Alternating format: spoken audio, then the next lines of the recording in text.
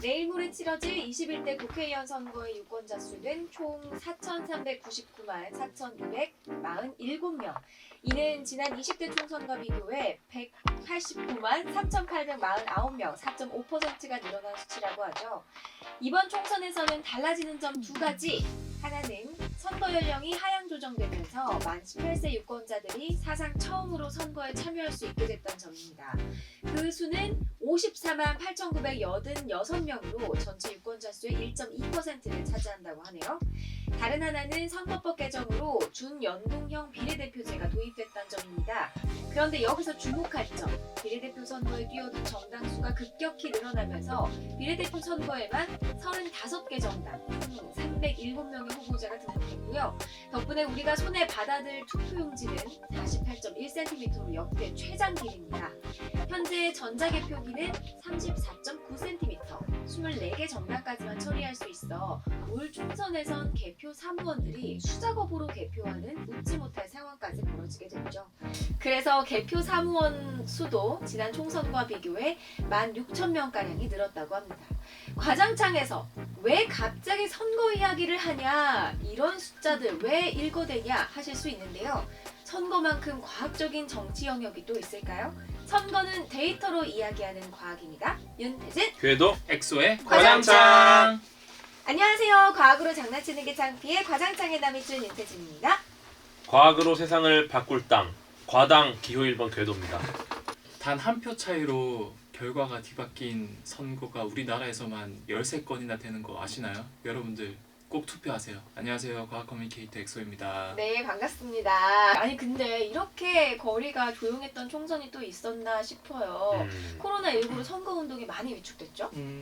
요즘 진짜 엄청 시끌벅적했었는데 지금 선거 시즌이 맞나 싶을 정도로 그렇죠. 없는 것 그렇죠. 같아요. 아예 그 뭐 예전에는 선거철에는 진짜 마이크 들고 막 이렇게 소리가 많이 들렸는데 노래도 하고 춤도 추고 했는데 근데 그럼에도 불구하고 사전 투표율이 진짜 높아요. 맞아, 맞아.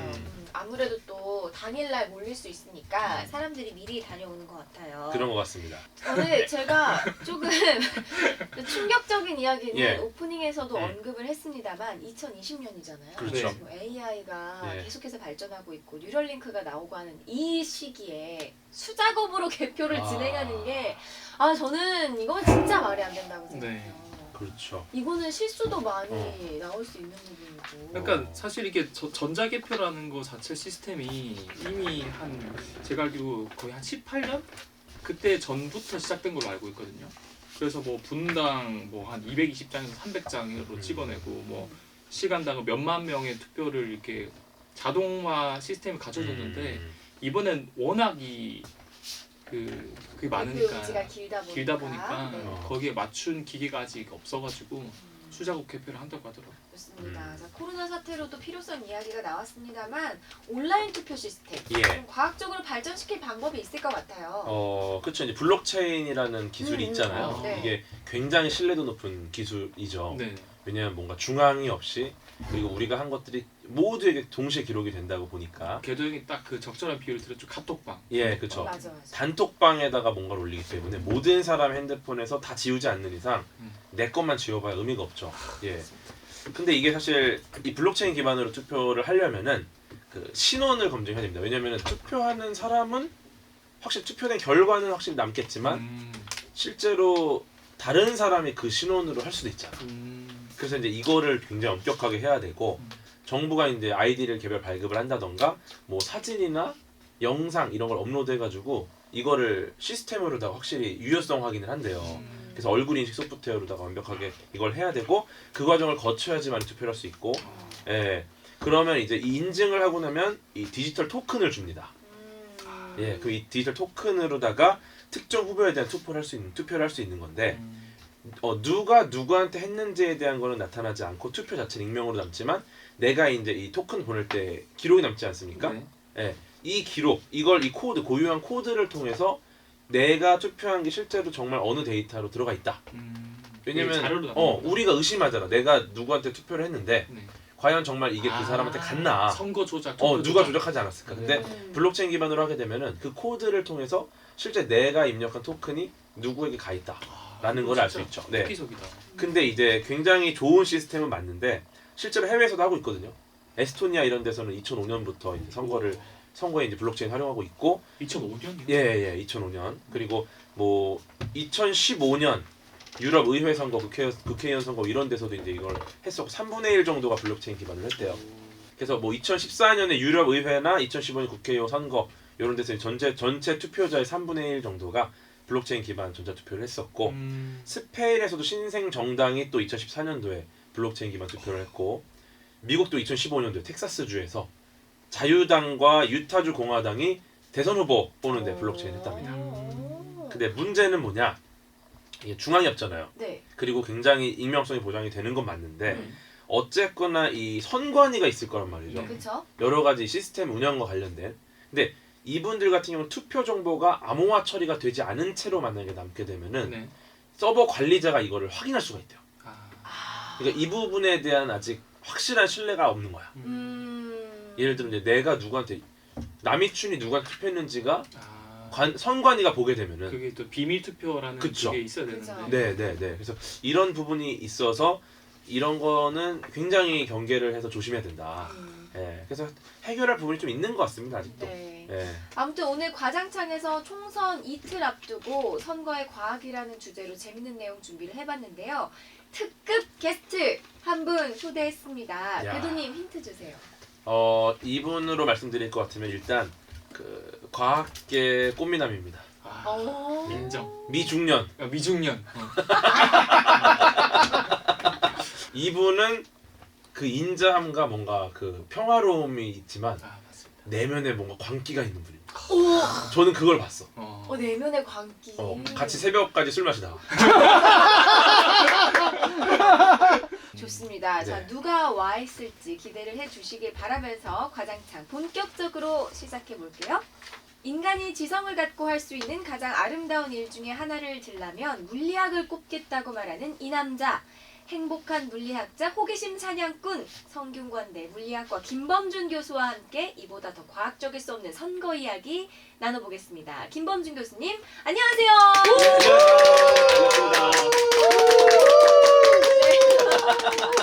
영광의 도가니입니다.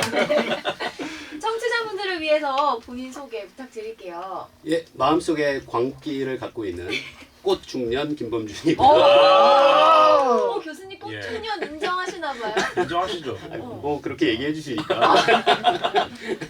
영상이 오늘 나갈 거기 때문에 네. 예, 확실히 팩트 체크가 됩니다. 기대해 주세요. 네. 복잡계 물리학자라고 불리고 계세요. 이 복잡계 물리학자가 저는 이거부터 조금 어려워요. 네. 그렇죠. 어떤 것인지. 어려울 수밖에 없죠. 네. 일단 복잡이란 말이 들어가 있지 않습니까? 그렇죠. 제가 물리학자인데요. 네. 물리학에 보면 이렇게 다양한 전공 분야가 있는데 제 전공의 이름은 통계 물리학이에요. 근데 통계 물리학자 중에 복잡계라는 연구 주제를 연구하는 사람들이 있어요. 그러니까 저는 통계 물리학자이면서 복잡계에 관심이 있는 그런 사람이라고 생각하시면 되고요. 복잡계라는 용어가 뭐 저도 복잡계 연구를 하긴 하지만 저희들 별로 안 좋아해요. 사실 뭐 과학하면 뭐 복잡한 거 그렇게 생각들 맞아요. 하잖아요. 그런데 그 학문 분야 이름이 복잡계냐 그래서 근데 복잡계라는 게 어떤 거냐면 굉장히 많은 무엇인가로 모여져 있는 어떤 커다란 시스템이 있을 때 그 전체가 어떤 특성을 보여주는지 연구하는 분야예요. 근데 그렇게 볼 수 있는 게 꽤 많잖아요. 네. 뭐 우리 사회도 그렇고 그리고 뭐 생명 현상 같은 것도 그렇게 볼 수 있고요. 그렇죠. 그래서 통계 물리학자 중에 복잡계 연구하는 사람들이 연구하는 분야가 아마 다른 물리학 분야에 비해서도 굉장히 아마 다양하고 범위가 넓고 그런 특성이 있습니다.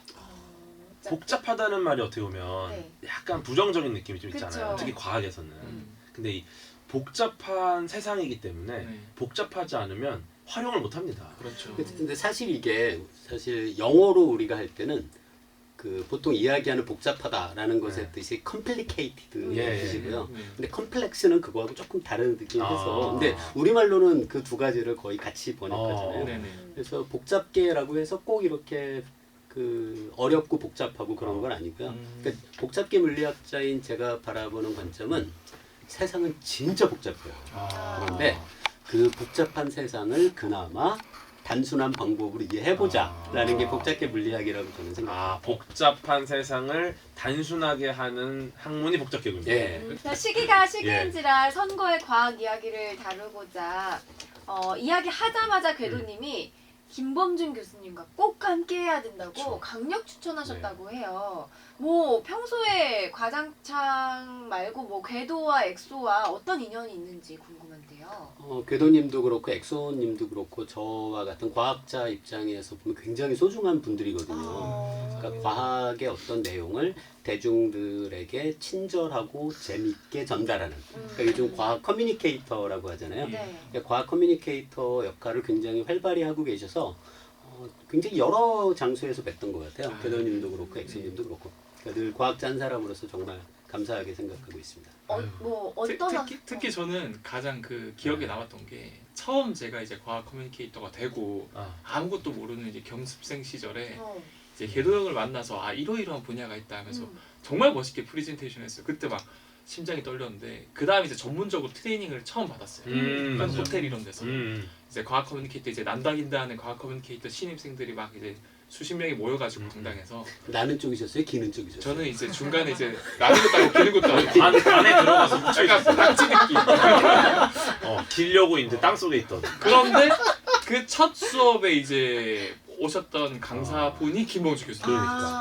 그래서 그때 강연이 정말 기억에 남고. 그때도 진짜 아프셨는데 맞아요. 어렵게 또. 네. 별로 안 바빠요.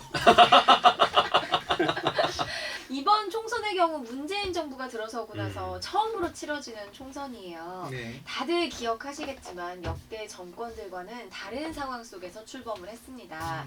1,600만 명의 국민이 손에 들었던 촛불로 탄생한 정권이기도 한데 당시 우리나라의 촛불 집회가 외신에서도 굉장히 관심을 많이 끌었었거든요. 근데 그 이유는 폭력이 아니라 비폭력 평화 운동이었다는 점 때문에 관심을 많이 받았는데 근데 과학적으로 봤을 때도 폭력 운동보다 비폭력 운동이 더 성공할 가능성이 높다고 하더라고요.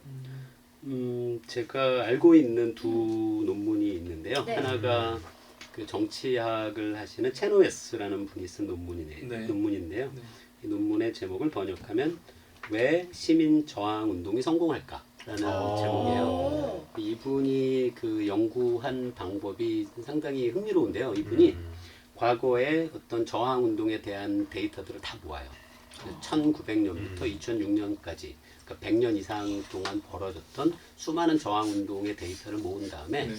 그 중에 어떤 것은 폭력적인 저항 운동이었고 어떤 것은 비폭력적인 저항 운동이었는지를 분류하고 그 다음에 이분이 그 분석을 해요. 말씀하신 비폭력 저항 운동이 폭력적인 수단을 동원한 저항 운동에 비해서 성공률이 더 높을까 낮을까 그거를 비교를 하는데요. 이분이 살펴본 데이터에 의하면 비폭력 저항 운동의 성공률이 무려 2배가 더 높아요. 그리고 이 부분도 좀 흥미로운데요. 뭐 어떻게 보면 당연할 것도 같은데 비폭력 저항 운동의 경우에는 참가자의 숫자가 폭력적인 수단을 동원한 저항운동의 4배 정도. 그리고 생각해보면 이거는 그쵸, 그럴 수 네. 있을 것 같아요. 네, 네. 평화로우니까 거기 가는데 어떤 심리적인 부담이 그렇죠, 적은 그렇죠. 거겠죠. 그리고 이분의 논문에서 그 매스컴에 굉장히 그 널리 소개된 이야기가 네.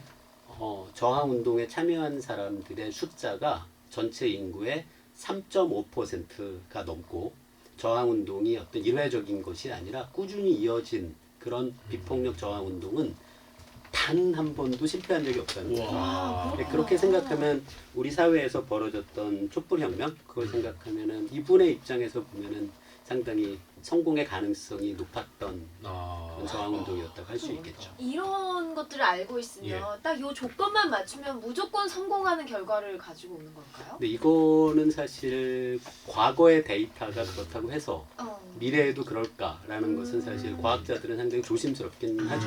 그래서 과거의 데이터를 모아보면 이런 추세는 있다는 것은 확실한데 그렇다고 어떻게든 3.5%를 모으면 다 되느냐 그거는 또 다른 문제일 수 있죠. 근데 이거는 정말 개인적으로 약간 적용하기 좋은 것 같은 게 네. 예를 들어서 이제 남녀가 싸우는데 무언가를 하는 이유는 원하는 걸 얻기 위한 거 아니겠습니까? 그렇죠. 근데 폭력으로 싸우면은 원하는 걸 얻지 못해요. 그렇죠. 경찰서로 가죠. 예를 들어 엑소랑 엑소 여자친구가 있어. 근데 없습니다. 네. 폭력 운동을 하는 거야 엑소 여자친구가. 그래서 엑소 싸대기를 딱 때립니다. 그렇게 맞아 되면- 봤어요. 어, 저는. 그렇게 되면 그냥 이 관계는 끝나는 거야 그냥. 사랑이 그렇죠. 관계 끝나는 거란 말이죠. 그렇죠. 근데 여자친구가 삐지잖아. 이거는 굉장히 오랫동안 가요. 음, 결국 원하는 거 얻을 때까지 가는 맞아요, 거죠. 맞아요. 이 중요한 거는 저는 이 비폭력이 결국 존버를 하는 게 굉장히 유리한 것 같아요. 아, 음. 그렇죠. 폭력은 일단 발발하면은 종결이 돼 버리니까 그렇죠. 그럼 원하는 걸 못 얻어갈 수 없는데 오래 가야 돼 무조건 오래. 그 유도를 하는 거죠. 어. 어떻게 그 환경에 억지로 그렇죠. 한다기보다.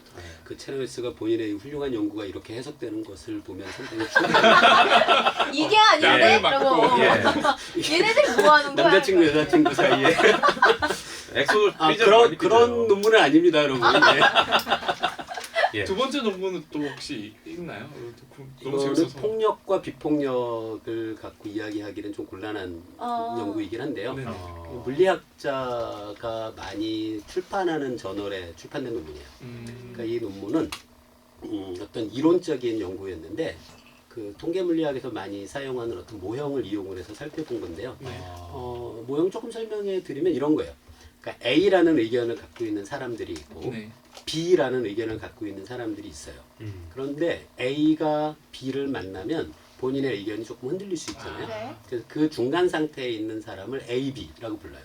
그래서 A는 B를 만나면 AB가 되고 또 B도 A를 만나면 AB가 되고 그 AB라는 상태, 중간 상태에 있는 사람이 한 번 더 만나면 이제 의견이 바뀌어요. AB가 A를 만나면 A가 됩니다. 그러니까 이런 모형은 많이 쓰는데 네. 예. 이 분들의 논문에서 정말 흥미로웠던 게 이 A, B, AB 그렇게 세 가지의 종류의 사람들에 더해서 그 A라는 의견을 절대로 안 바꾸는 그러니까 어떻게 보면 아주 강한 신념을 갖고 있는 사람 그런 사람들을 또 이 모델에 넣어요. 그러면 언뜻 생각해봐도 이 강한 신념을 갖고 있는 사람은 의견이 안 바뀌잖아요. 네. 그러니까 이분들은 본인들이 갖고 있는 의견을 이제 사회에 그 퍼뜨리는 역할을 많이 할 수 있죠. 그렇죠. 그러니까 이분이 이 연구에서 살펴본 게 그럼 도대체 강한 신념을 갖고 있는 사람들의 비율이 몇 퍼센트가 넘으면 그러면 이 사람들의 의견이 전 사회에 퍼질까라는 걸 간단한 어떤 그 모델을 만들어서 컴퓨터 시뮬레이션을 한 결과인데요. 이분들의 결과에 의하면 그 숫자가 13.4%라는 거예요. 신기하다. 이게 수치화되는구나 이런 거. 근데 이게 사실 굉장히 현실에는 존재하지 않는 어떤 가상적인 상황을 가정한 그렇죠. 거라서 13.4%라는 숫자 자체는 저는 큰 의미는 없다고 보는데요. 그래도 생각보다는 그렇게 크지 않다는 거죠. 네. 그래서 이게 그 체너웨스가 이야기한 3.5%의 사람들이 본인의 신념을 갖고 꾸준히 노력하는 그런 상황하고 빗대일 수 있을 것 같아서 그 두 연구가 어떤 그 신념을 가진 사람들의 꾸준한 비폭력 저항 운동의 중요성 그런 거는 두 연구 모두 다 우리에게 알려주는 바가 있다고 생각해요. 그 곤충 중에서 메뚜기 떼 되게 많잖아요. 네. 그 원래는 메뚜기가 독립적이에요. 그래서 서로 이제 붙어 있으면 서로 싫어해요. 그래서 우리 지금처럼 사회적 고립두기를 해요. 따로 또 이렇게 놀아요. 자기 마음대로 뛰어다니고. 근데 이게 어느 정도 개체수가 서로 이제 가까워지잖아요. 그럼 얘들이 같이 행동을 해요.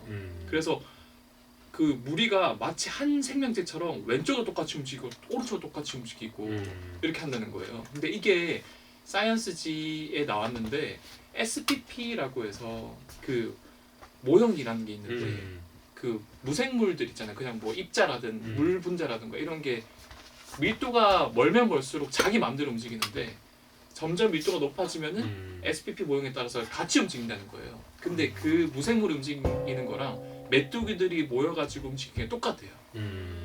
그러니까 약간 이런 것도 이제 사람도 약간 비슷하게 사회적으로 이렇게 좀 동요되지 않나 약간 이런 것도 좀 생각을 해봤고. 지금 엑소님이 이야기하신 그런 관점이 그 통계 물리학자들이 사회 현상을 보는데 상당히 그 도움을 많이 받는 그런 관점이에요. 그러니까 사람들은 보통 우리가 아주 그 고도의 인지 기능을 갖고 다 개성이 다르고 그래서 자유의지를 가지고. 그래서 사회 전체에서 보여주는 패턴을 우리가 한 사람으로부터 출발해서는 결코 이해할 수 없다라는 게 많은 사람들이 갖고 있는 네. 특성인데 그런 생각인데요. 말씀하신 것처럼 어떨 때는 전체가 보여주는 특성을 이해하기 위해서 그 전체를 구성하는 한 사람 한 사람에 대한 정보를 우리가 정말 많이 알 필요는 없는 그런 문제들이 있는 우리 사회 물리학이라고 하는 분야가 그런 면에서는 한 사람 한 사람은 굉장히 단순한 존재로 생각해요. 네. 하지만 그 사람이 말씀하신 것처럼 사회적으로 그 상호작용을 통해서 만들어내는 거시적인 패턴은 굉장히 복잡하고 흥미로운 것들을 만들어줄 수 있다고 생각합니다.